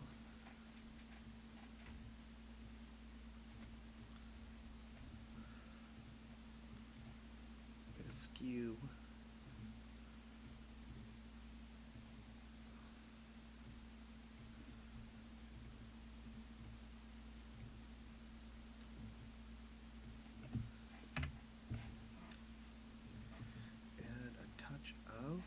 stroke. Yes, just thicken that up a little bit. There we go. Oh, should I put the shades layer? No, that'll be ready to edit.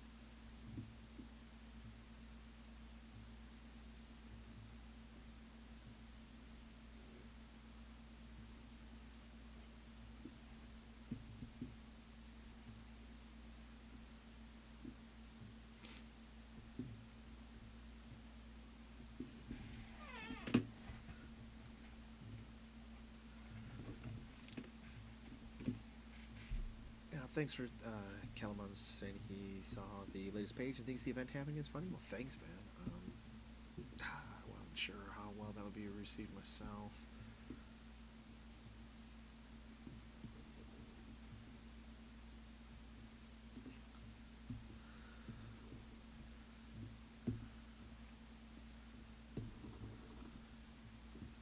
Okay, why is this?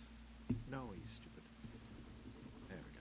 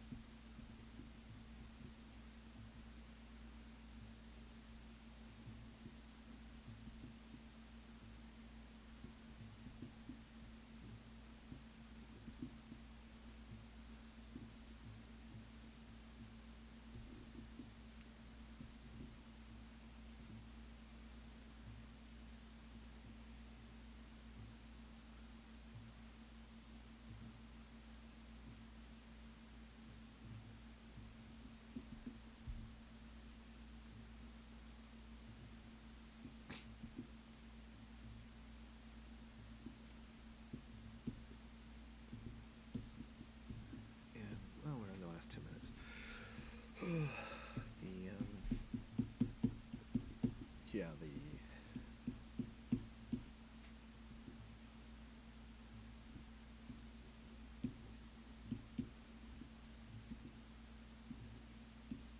Trying to think of other things I've been.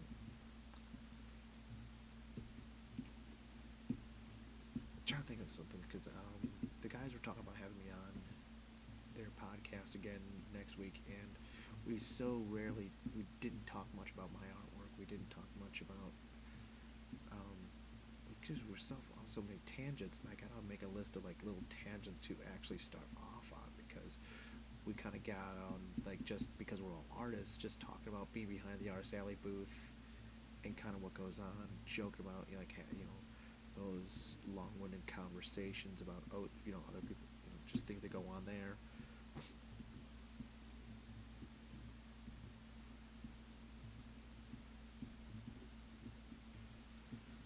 And the struggle to make a buck. I gotta think about it's just some of the things that happen.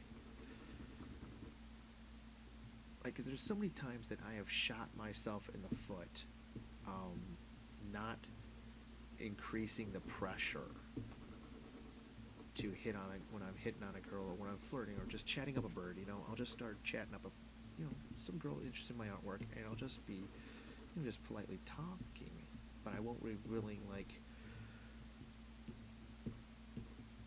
not ramping up the flirting to try and get a girl. You know, like, yeah, let's have dinner. Let's have dinner after the place closes. Let's head up to my room and see what happens. You know, and I rarely go to that level because there'll be some guy just standing the entire time a couple of feet ahead behind her.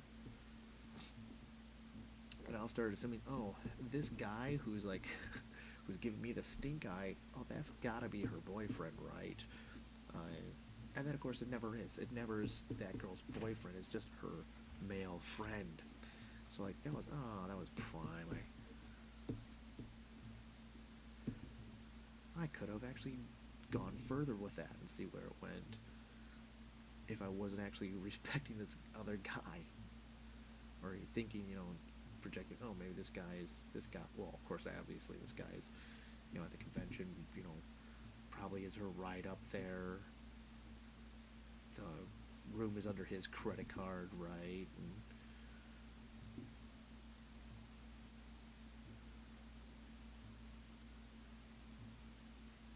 But he's in the friend zone, and I've got to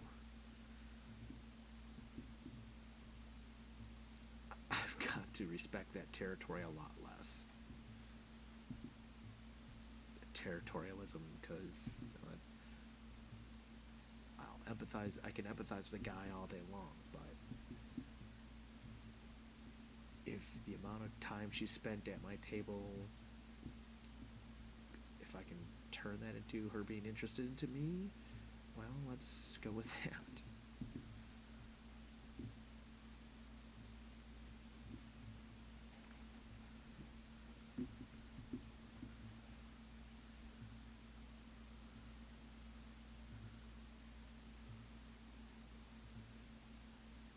Because this has happened to me like dozens of times over the years.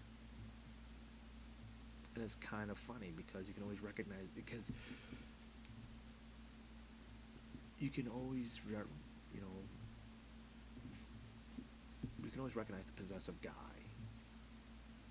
It's just, you know, it's just discerning. It's just, I gotta make, you know, you always gotta make that next step if you're at a convention. Is the guy that's hanging on, you know, a couple feet behind her actually that girl's boyfriend? And odds are no.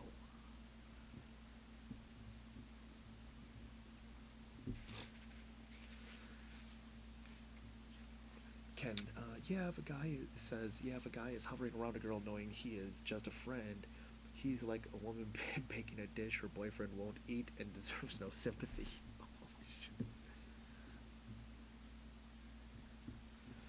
But it's so kind of sad because you see it time and time again, don't you guys? It's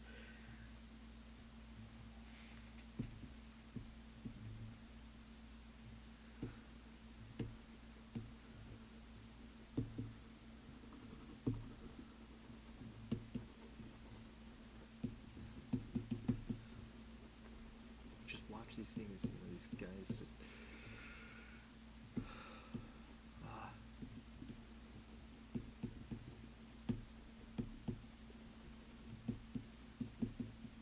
I think this one MGTOW video,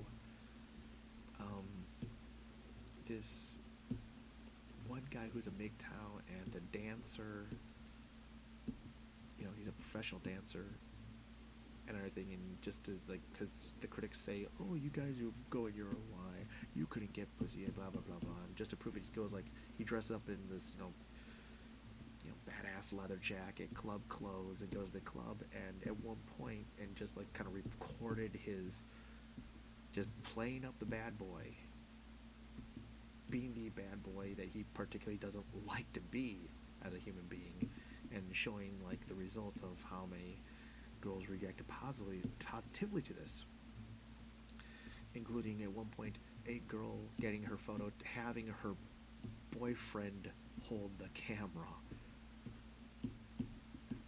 you know, in his, you know, accounts of the video. It's like he kind of felt really bad for everybody involved, that, you know, this girl starts, like, dancing with him, hitting on him, or not, you know, but just making the boyfriend hold the camera for the selfie of the guy you're hanging out with at the club or whatever.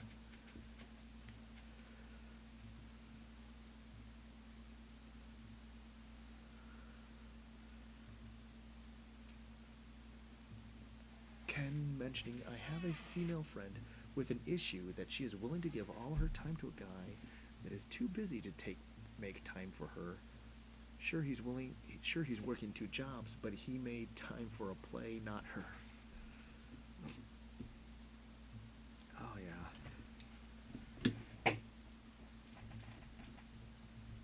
Oh, that's almost like the reverse.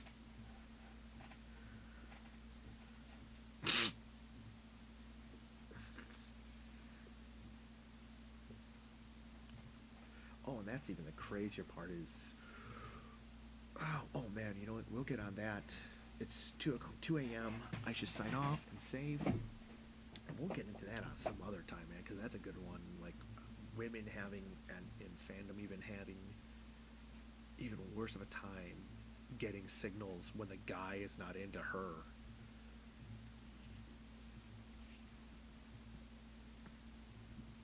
But I've been Ben Rodriguez, and artist on the webcomic Peter's the Wolf, aka Bar One Scorpio, pretty much everywhere online. Feel free to visit me and say hi anywhere. And thanks, guys. Good night.